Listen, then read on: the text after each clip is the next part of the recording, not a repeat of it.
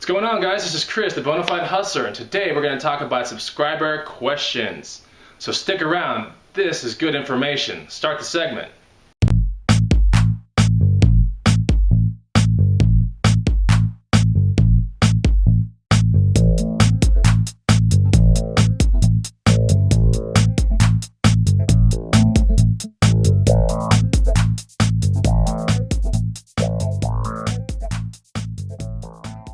Alright, so here we are. I'm Chris, Bonafide Hustler, coming to you live from an afternoon here in Austin, Texas. It's really hot outside, so I'm doing this video indoors.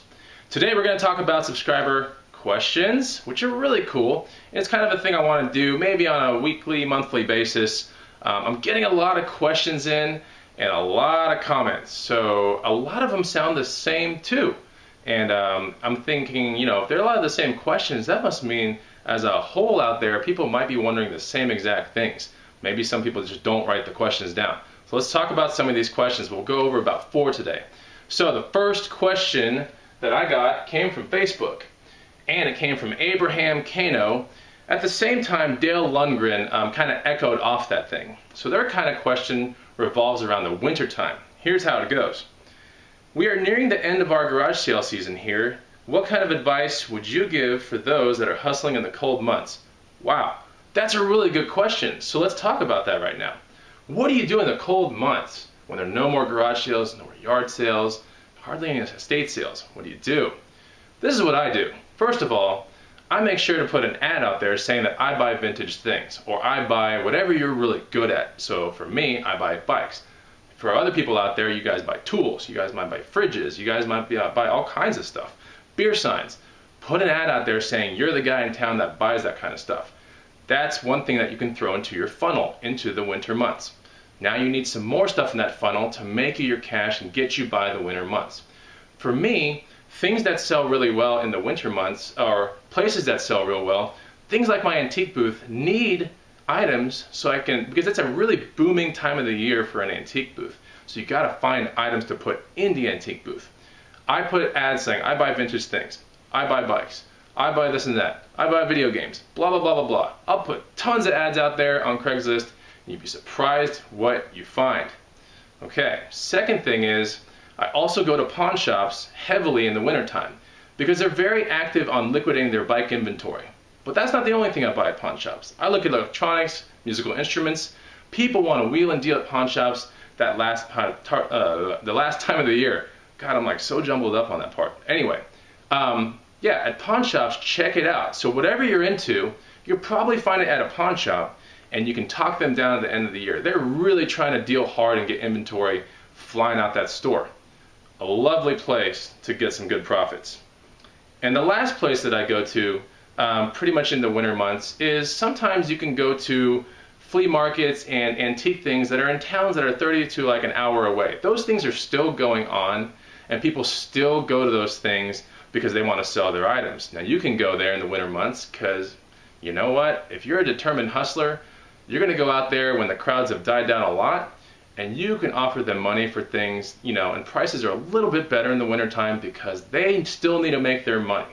So you can haggle a lot. Flea markets, okay, things like that in surrounding towns around you or in your hometown. That's what I do in the winter months. I hope that answers your question, and thanks for asking it. Okay, let's talk about another question from Sunshine Arena. I believe this came through YouTube. All right.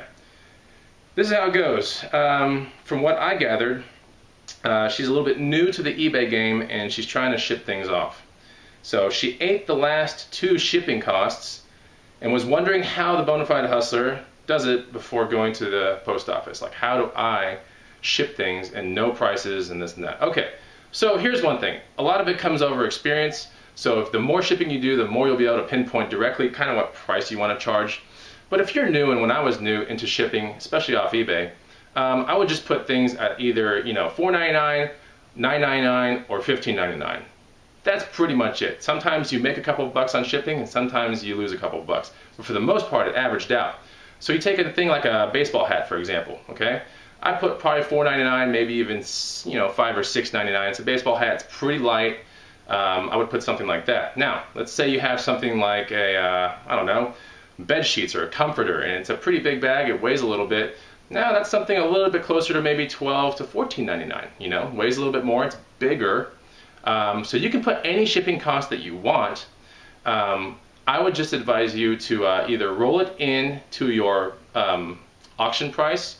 So when you make an auction price, your starting price, make sure, you know, ask 2 or 3 times what your item is worth, and maybe roll in that shipping price right in there and just say free shipping. All right, so you'll make some money.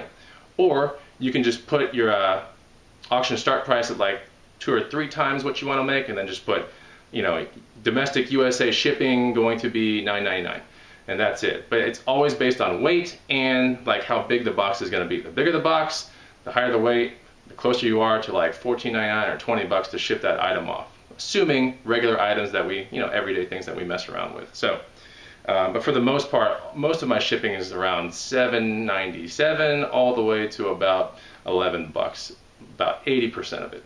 Okay, hope that answers your question too. Okay, another question that came from mystery person that I don't know, and I searched all last night for the person that actually wrote this. I couldn't even find the actual question, but I did remember it because I've been thinking about it for a whole week. Am I available to talk in person or live? You know, in the next 2 weeks or maybe a month, I'm going to figure out that whole Google Hangout thing or Google whatever. It's kind of like a live deal, and I'll figure that whole thing out, and I'll let you guys in on a live kind of Bonafide Hustler segment. Maybe if you comment down there if you would prefer to have that on like a weekend evening or a weekday evening, that would be great. But yeah, I would like to connect with all you guys out there and ladies, and try to help you guys out, because that's what I'm all about. And it's a lot of fun to do it before the channel gets like super popular, or you know, it's getting kind of hard for me to get back with all the comments and all the questions, but I'm just trying real hard to do things like this to get back to you guys and just say thank you for, you know, all the support through YouTube, really. So yeah, I don't know who wrote that question. Excellent question, but yes, I will be available to talk in person or live pretty soon. If you guys are on Facebook and you see me on there and it has a little green bloop, like that Bonafide Hustler's on, feel free to ask me a question. I should be on for maybe about 30 minutes or to an hour every night. Check it out. All right, last question. Just got it recently, probably like 30 minutes ago. This question comes from Devon Lindsay. Devon Lindsay sent me a message. Blah, blah, blah, blah, blah. Appreciate your videos. Question is, how do you decide if an item should go to auction or buy it now on eBay? Great question. Okay, so let's talk about that. I usually, when I follow, this is kind of like my protocol for Bonafide Hustler eBay. I take an item that I think is worth a certain amount of money. I go auction now. Why do I do that? I want to do an auction first because if I research that item inaccurately, or if there's some buyer out there that really wants that thing super bad more than any other buyer, then if you do auction now, you can allow that item to have a chance to run up there and make you 6, 10, 20 times your cash, really. Now, if you put a buy it now right off the bat, you've kind of told yourself, bam, this is all I'm going to make, and I can't make any more than this. And if you put an item and buy it now and it sells literally the same day, guess what? You probably made a mistake, and you could have probably had more money for that item. So this is what I do, Hustler Protocol. Buy it now is the second thing, and auction is the first thing. So let an auction run for like 7 days, and if it doesn't sell, then you know what, or if you have like, it doesn't sell and you had like 5 watchers or 3 watchers or 12 watchers, you know one thing, you're really close to the price that thing's gonna sell for. So just take a buy it now on your second week, maybe let it go for like 7 days, and then put that price really close to maybe like $10 less than what you were just asking for on the starting bid of your auction. Get it out of your way, get that cash back in your pocket, and use that cash to buy better things, all right? And you'll get better with experience. So I hope that answers your question. Thanks a lot, guys, by the way, for commenting, subscribing, and liking the YouTube channel. There is a Facebook thing out there too. Check that out, and I will talk to you guys soon. Write me as many questions as you can. I'll try to get to all of them, all right? Thanks for all the support, guys. See you later.